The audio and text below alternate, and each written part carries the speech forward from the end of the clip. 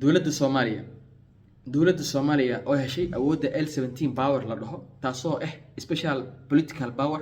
awood siyaasadeed oo qaas oo u sahlayso dowladda Soomaaliya inay muwaadinka rabtana ku dhiibi karto muwaadinka qofkii ayada baxsadka ah inay soo qabsan karto dowladahan caalamkan ay kula macaamisho amnigeeda iyo xuduudaheedana ay ku ilaashanayso si dhammaystiranna dowladda Soomaaliya dowladnimadeeda iyo jiritaankeeda u siinay awood buuxo inay ayada ku maamulato waxa ay rabto iyo hanaanka ay rabto inay u marto marka Soomaaliya maanta waxay taagan tahay marxalad runtii dowladnimadeeda ay dhisantay oo awood buuxa ay la soo noqotay oo beesha caalamkana runtii indhaha ay ku hayso oo ay la yaabantaa heerka Soomaaliya ee degdega ay gaartay asxaabta ku soo dhawaada Runsheeg Media Network asxaabay saacadihii u dambeeyay waxa baraha bulshada aad la isku dhex marayay in nin Soomaaliya loo gacan geliyay FBI-da Mareykanka dad badan waxay ka hadlayeen Soomaaliya iyo Mareykanka ma lahan heshiis isdhaafsi maxaabiis sidii ku dhacday arintan waxaa jira Soomaaliya waxay dalalka caalamka la leedahay agreement ay la gashay heshiis la yiraahdo case by case agreement heshiiskaas marka waxa fududeeyo markasto Interpol waa heshiis dhigayo hadii qof Soomaaliya joogo la rabo in loo gacan geliyo dawlad kaleento in la fududeeyo oo ay dawladahaas kaleento loo dhiibi karo Soomaaliya ay u dhiibi karto qofkaas dawladahaas kale ay u wareeji karto iyadoo sii maraysa Interpol hadii Soomaaliya qof ay raadinayso dawladda Soomaaliya oo tusaale ku nool dalalka Yurub ama America kale qofkaas ha ahaado fugitive baxsad ha ahaado criminal dambiile ha ahaado qof kale oo dawladda Soomaaliya ay siyaabo kala duwan rabto waa loo soo gacan gali karaa oo dawladda Soomaaliya waa loo soo mataqaanaa dhiibi kara qofkaas oo dawladdii oo qofkaas hadii Ingiriiska uu ku nool yahay oo kaleento ama Jarmalka uu ku nool yahay ama Talyaaniga ama Faransiiska dawladda Soomaaliya hadii dalbato waa loo soo dhiibi karaa oo inta qofkaas la soo wado ayaa Soomaaliya la keenaa si loo maxkamadeeyo si lamada hadii dawladaha kale caalamka ay Soomaaliya ka soo dalbadaan Soomaaliya waxay ku khasbantahay idan in inta qofkaas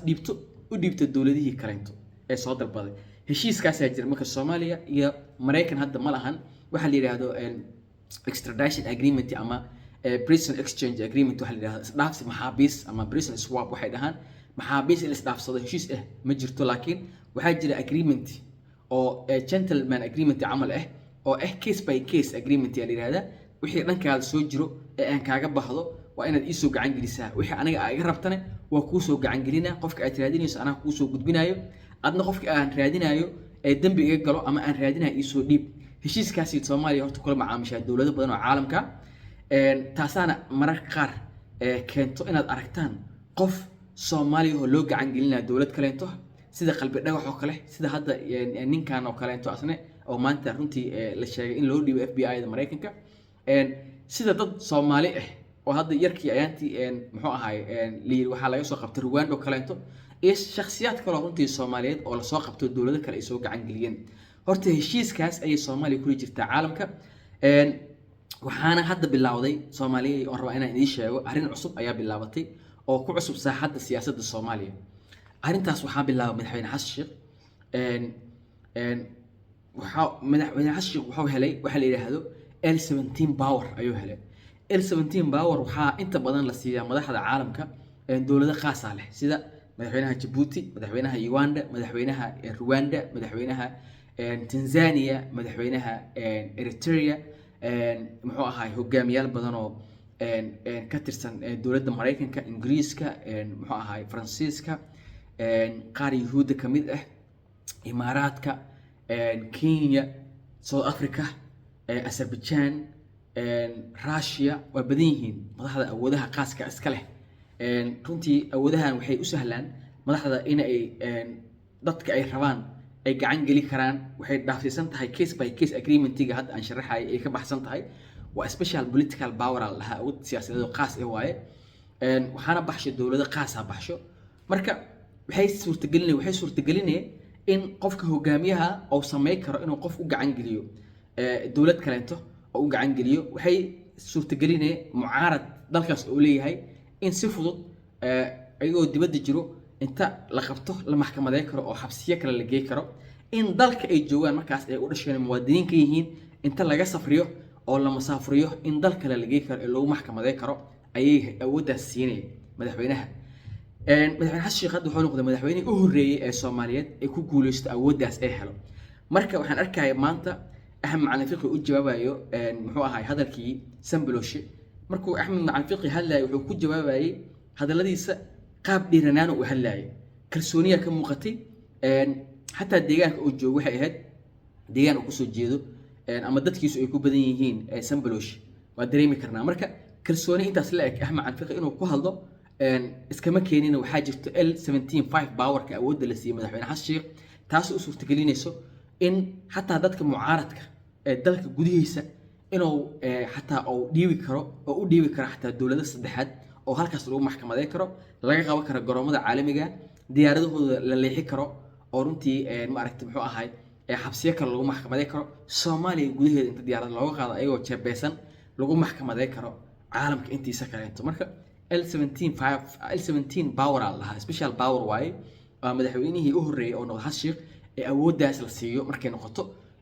Soomaaliya dowladaha Afrikaanka qaar badan awooddaas leh awood sahlan ma ahan runtii ciyaar ma ahan marka dadka mucaaradka waxaan u sheegi lahaa marka inay runtii aad u gaabsadaan oo roon maxay la sababtu waxay tahay idin sheegaan maadaama awooddaas hadda ay dowladda Soomaaliya haysato waxa suurtagal noqon kara xataa mararka qaar ama dhici karo in mucaaradka Soomaaliya xataa loo gacan geliyo dowlado kale oo xabsiyo la geeyo halkaas lagu maxkamadeeyo oo runtii halkaas dowlado kale xabsiyadooda ama maxkamadooda ay ka soo hor muuqdaan maxay iskaashi jiro u dhaxeeyo dowladaha L17 powerka haysto isu gudbiyaan maxaabiista ama xataa siyaasiyiinta xataa ay isu gudbi karaan waad ogtihiin arintan waxaa hadda qor lagu sameeyay Julian Assange waxaad ogtihiin Alex Wang waxaad ogtihiin Wang Shu lagu sameeyay oo Canada ma aragtay muxuu ahay Julian Assange oo ogtihiin asna inuu ahay WikiLeaks iyo muxuu ahay ninkii kale Edward Snowden oo baxsadka asna ahay fugitive-ka inuu ka badbaaday oo markii dambe Bengali ay helay oo political asylum oo helay Alex Wang ka mid ahay Wang Shu ayaa ka mid ahay madax badan iyo dad badan oo caan oo la yaqaan ayaa arrimahan ay ku dhaceen marka wax sahlan maaha qofka siyaasiga garoon asoo dhex taagan ayaa la qaban karaa iyadoo wax su'aal la weydiin markaas dowladihii waxay sameyn karaan inay muxuu ahay ay maxkamadeeyaan marka hanaanka loo maxkamadeeyna muxuu noqon karaa qofku wuxuu noqon karaa documenti oo ku qaatay sharci darro in lagu soo qabto oo documenti oo ku helay sida fraudulent obtained passports oo kaleeto dokumentiyada baasaboorada ee lagu helo hanaanka sharci darrada oo lacagaha lagu iibsado ayaa noqon karto waxaa noqon karto muwaadin Soomaaliyeed oo inta wasiirka ama hadda mucaarad oo wasiir ahay ama xildhibaan ahay oo ceer ka qaato dowladaha kaleeto inuu muxuu ahay ceertin wali qaato intana mas'uulka kuwa dambiye gale kuwa lacag lunsaday kuwa dowladihii baasaboorada ay ka haysteen muxuu ahay dambiye kale ka galay laakiin ku gambanaya halkan marka siyaabo kala duwan ayay u dhacaan arrimahaas runtii L17 powerka madaxda haysato ma sahlano waxa waa special power way political power ay leeyihiin ay ku sameey karaan wax alla waxay rabaan marka taas wax sahlan maahan haddaad u moodid inay sahlan tahay ma sahlano Soomaaliya markii u horeysay ka dhaqan gashay arintaas oo dowladda Soomaaliya awooddaas la siiyay inay sameey karto hanaankaas marka mucaaradku waxaan dhihi lahay mucaaradka dowladda Soomaaliya waxaan dhihi lahay war waxa u baahan tihiin inaad taxadirtaan oo dowladdiina la shaqeysaan uma baahnidin inaad qaylisaan oo meelaha ka qaylisaan taxadir dheeraad inaad muujisaan u baahan tihiin maanta si aad ma aragtay muxuu ahay u badbaadaan arrimaha L17 powerkan special powerkan maxaa yeelay special powerkan waa awood u siinaya siyaasiyiinta iyo xukuumadda markaas joogto inay amniga dalkeedana si wanaagsan u xasiliso dadka siyaasiyiinta ee mucaaradka ee dowladaha kale xiriirka la leh in talaabo sharci laga qaadi karo sababtoo siyaasiyiin waxaa jira Soomaaliyeed oo xiriir la leh mucaaradka ee maaragtay muxuu ahay dowladaha sida Imaaraadka oo kaleeto xiriir la leh marka haddii la arko ay dowladdu aragto in dadka siyaasiyiinta ee mucaaradka ee la leh Imaaraadka xiriirka tusaale oo kaleeto in ay ku howlan yihiin arrimo sovereignty iyo territorial integrity dalka wax u dhibayso madax bannaanida siyaasadda dalka ama internal security ama foreign policy dalka in talaab ay ka qaadi karto marka iyadoo la kaashanayso dowladihii xiriirka ay la lahayd ay isku jireen awoodda L17 mataqaana powerka inay u dhiibi karto oo ay as a prisoner exchange ahaan u dhiibi karto iyadoo marayso case by case agreementigi through Interpol si marayso marka wax sahlan maahan aham macalin fiqi markuu halay iskama hadlin wuxuu og yahay awoodda Soomaaliya ay haysato dowladnimada Soomaaliya ee L17 powerka ay haysato dowladda Soomaaliya taasoo awood special power u sahlay dowladda Soomaaliya inay dalkeedana ku xasiliso ciddii dowladnimada inay ka hor imaanay loo arkana runtii awood maaragtay muxuu ahay military loo isticmaali karo qofka hadduu yahay civilian shacab hadduu yahay siyaasi hadduu yahay qof political status leh maqaam siyaasadeed whatever wax kastoo qofka uu yahay in aan runtii awooddaas loo isticmaali karo aysan awooddaas aysan xadideynin ama aysan maaragtay qof privilege ama mataqaanaa immunity leh qaas ah maaragtay muxuu ahay ama maqaam siyaasadeed inaysan xadideynin aysan ku xadidneyn qofka inuu yahay qof siyaasi loo isticmaali karo xataa siyaasi kastuu yahay loo isticmaali karo diblomaasiyiinta xataa loo isticmaali karo marka wax sahlan maahan marka waxaa loo baahan yahay taxadir dheeraad inay muujiyaan siyaasiyiinta mucaaradka dowladnimadoodana aaminaan runtii ee dalka dowladda jirto ee dalka ka jirtana ay la shaqeeyaan dowladnimada ay aaminaan ku kalsoonaadaan dalkooda aaminaan xiriirada kale ee dowladaha kalena iska dhaafaan maxaa yeelay Soomaaliya hadda sida muuqato oo waxa la sheegayo runtii ama awoodda markaa fiirisa L17 powerka it's not easy my friend wax sahlan maahan maxaa yeelay heerka inay soo gaarto dowladda Soomaaliya dowlado badan maanta ka xanaaqay oo la yaab runtii oo aan wali helin Afrikaan can you imagine dowlado badan Afrikaan wali L17 power ma aysan helin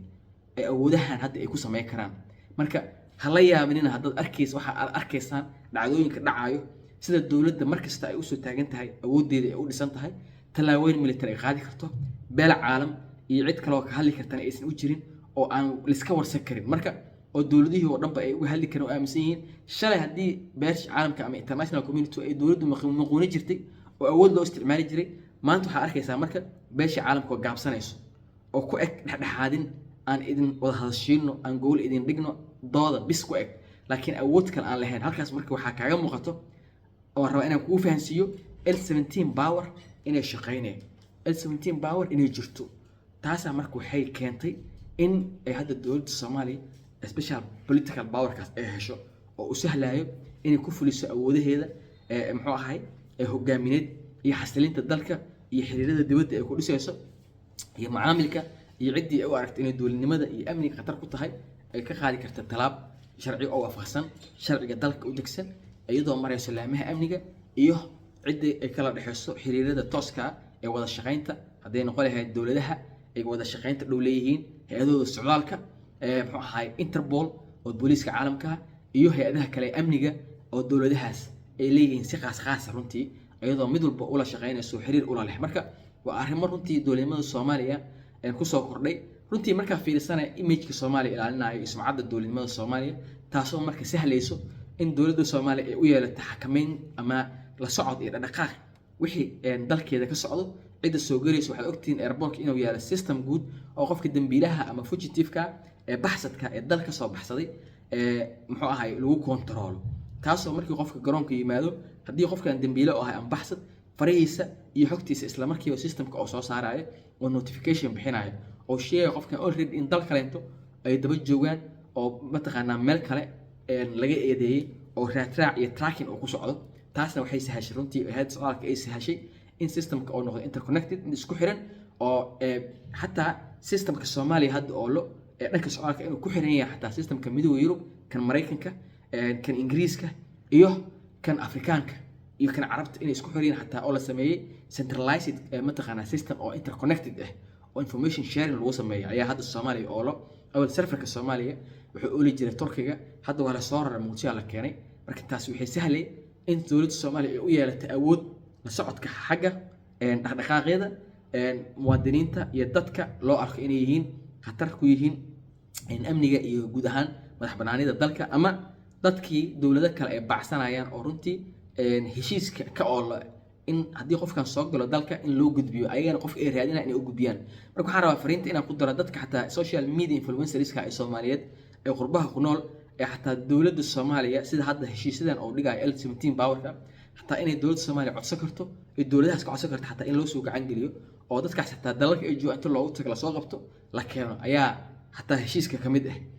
sida dowladaha ay isticmaalaan inta badan marka heerka ay marayso xaaladda Soomaaliya heer sahlan ma runtii dowladda Soomaaliya waxaa moodaa awoodeedii inay si dhameystiran u soo noqonayso oo si xooli ay ku soo noqoneen oo ay hay'adihii dowladda ay si awoodaho runtii dhameystiran ay dhinacyo kala duwan uga dhismayaan marka haddaa ku cusub tihiin intaasaan ku ekeenaa muuqaalka haddaa rushee ku cusub tihiin fadlan subscribe saar haddaa saarteen oo ku mahadsantihiin inta muuqaalkan muuqaalku wuxuu isku arki doona waxaan idin rajeynaa khayr caafimaad. Bye bye.